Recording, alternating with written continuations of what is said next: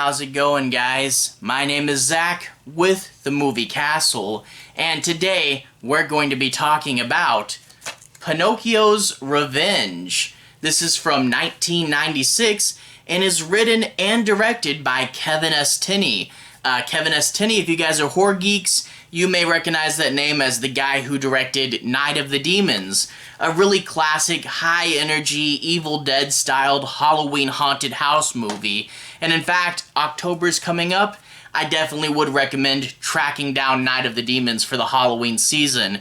But anyway, that's Kevin S. Tenney.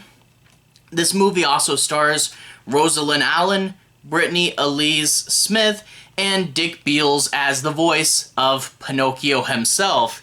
And I guess getting right into this, there's one thing I want to say, is I really do love this attitude that horror movies have, where in the horror genre, anything and everything can be scary. And you take something completely innocuous, and a lot of the times there is a horror movie, what if this was scary? You know, a bed, deathbed, the bed that eats, you know?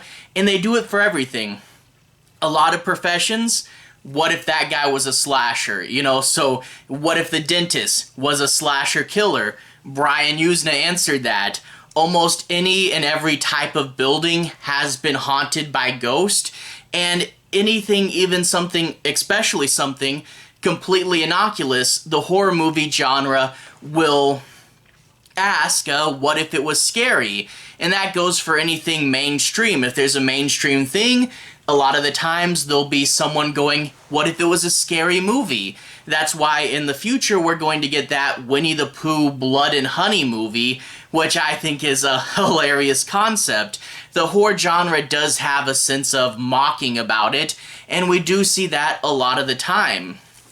Now, what obviously triggered this memory in my head about this movie is 2022, for whatever reason, is kind of turning into the year of Pinocchio.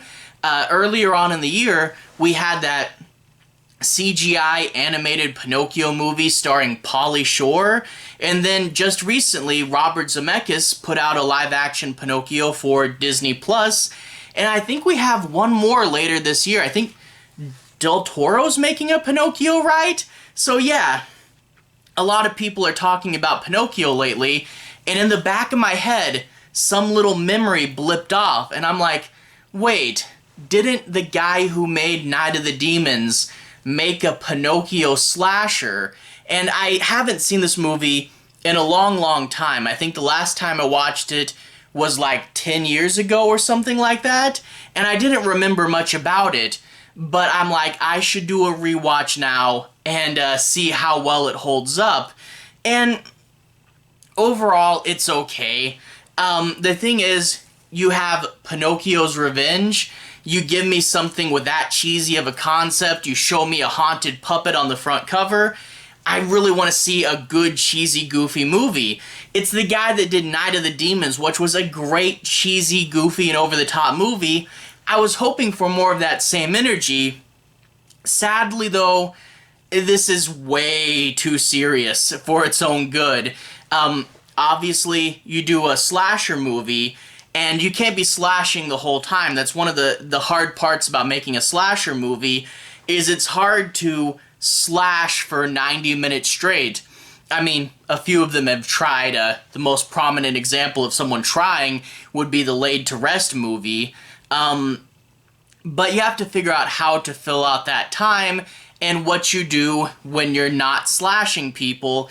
A lot of it would wind up being teenage drama, and then Friday the 13th would eventually start to do murder vignettes so that they could kill off people without sparking the finale, you know? So it is always that question, what to do, and this movie, during its non-horror time, will focus on being a courtroom drama and a family drama, and it does both of these well enough, and it does tie both of them to Pinocchio well enough. They're just not super scary and not really what I signed up for, and then they eat up a large chunk of the movie. You know, I want to see Pinocchio going crazy and killing people, but most of this movie is the non-horror stuff, and that kind of sucks. I want to see craziness, but sadly, this movie has a surprisingly low body count, and it doesn't really get going until like the very end.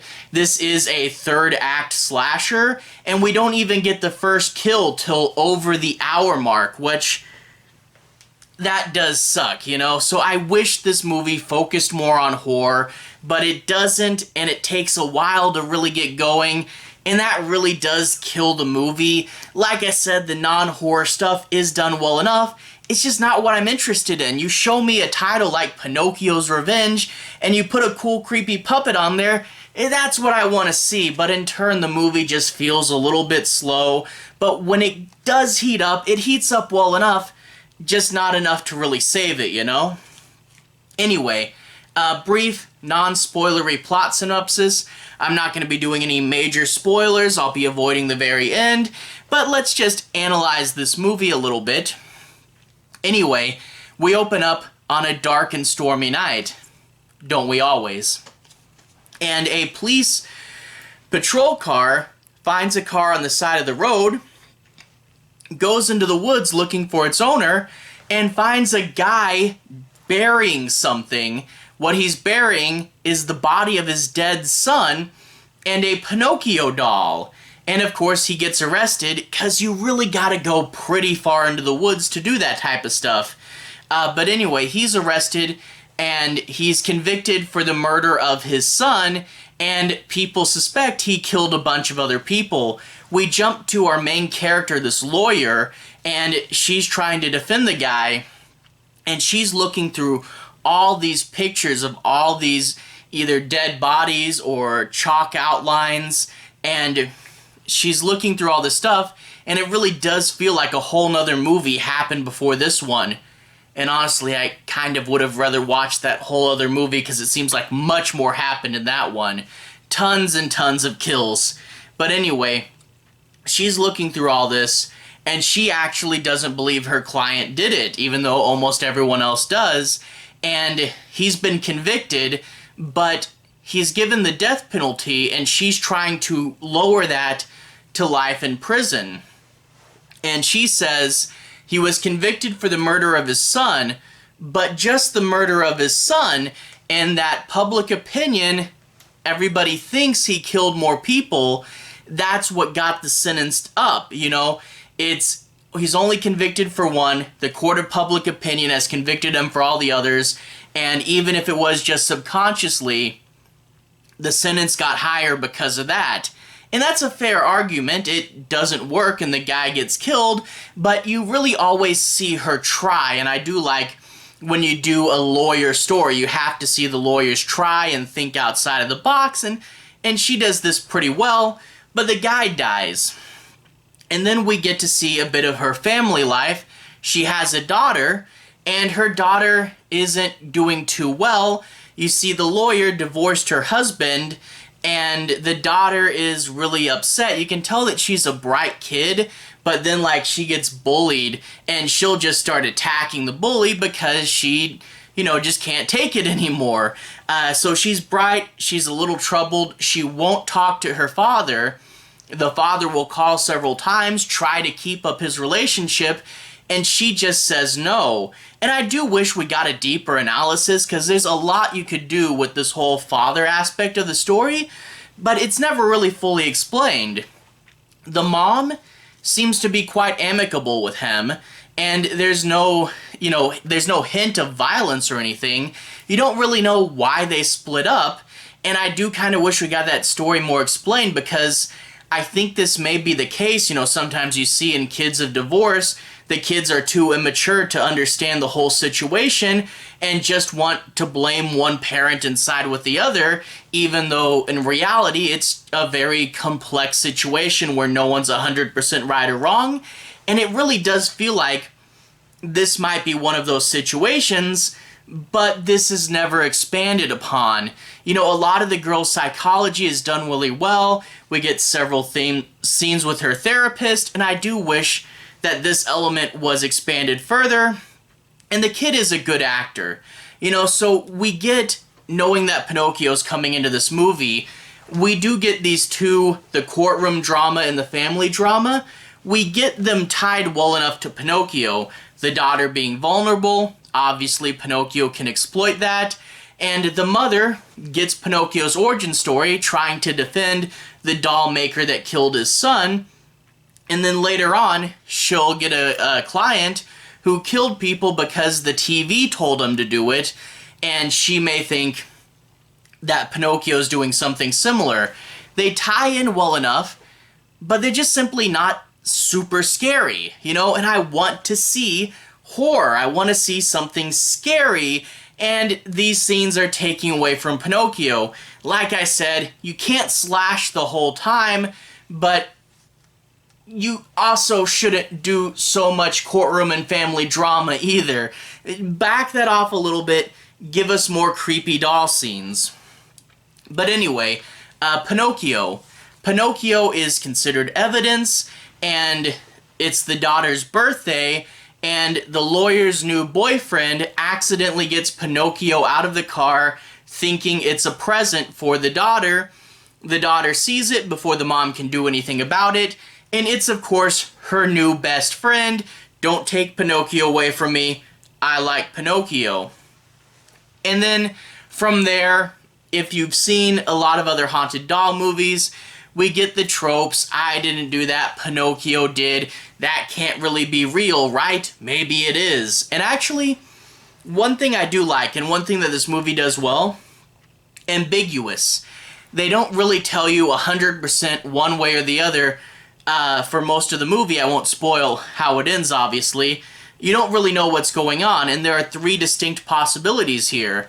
One, that the little girl just snapped under all the stress, and she's doing all this and blaming it on Pinocchio. Maybe she even sees that in her head. Two, Pinocchio's a real killer doll, and he's killing everybody because that's what killer dolls do. And there's even a third possibility that maybe the girl is doing all this, but Pinocchio's haunted by like a demon or something, and he is not killing people, but influencing the kid to kill people.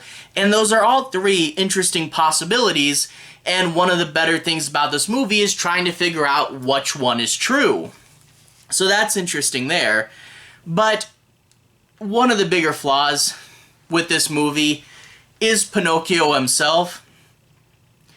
Like I said, you see that cover, you want to see a killer doll movie, and sadly this movie doesn't really have the budget for that. When you do get to the third act, when things do finally start to heat up, I think I said this earlier, but it's past the hour mark by the time we finally get a kill. But when things do get heating up, it is pretty fun. It takes way too long to get there, but things do finally start happening. But even in the final bit, they don't have enough special effects to do a cool finale, you know, so we get even towards the end where Pinocchio is off screen or cheap ways to move him around. We just don't get good enough special effects to have a really satisfying finale because this movie just doesn't have the budget to do a lot of that. And also, sadly, Pinocchio himself just doesn't look that scary. Pinocchio is clearly not really made out of wood. He's like latex, if I had to guess, with a wood pattern on him.